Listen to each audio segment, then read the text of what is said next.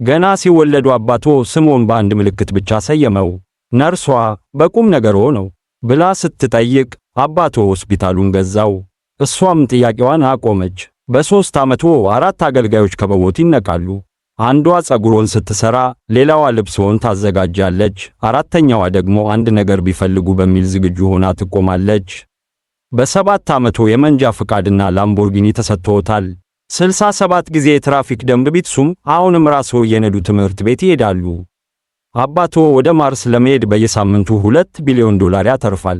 እርስዎ ግን ለግል ጄትና ለፓርቲዎች $3 ቢሊዮን ዕዳ ውስጥ ገብተዋል። ስሞቻቸውን መጥራት ወደማይችሉ አገራት በየሳምንቱ መጨረሻ ይጓዛሉ። አሁን ግን ምንም አይነት ደስታ አይሰማዎትም። አባቶ የሚያደርጋቸው እንቅስቃሴዎች ሁሉ የዓለማችን መነጋገሪያ ሆነዋል። እርስዎ ደግሞ ማንም ጣልቃ እንዳይገባቦ በባህር ላይ የግል ደሴቶችን እየገነቡ ነው። ይህ ዕድሜ ሕይወት የሚጀመርበት መሆን ሲገባው፣ እርስዎ ግን ሁሉንም ነገር አይተውና ቀምሰው ጨርሰዋል። ምድር ላይ የሚሞከር አዲስ ነገር አልቀረም። አሁን የሚጠብቁት አንድ ነገር ብቻ ነው፣ ወደ ማርስ የሚደረገውን ጉዞ።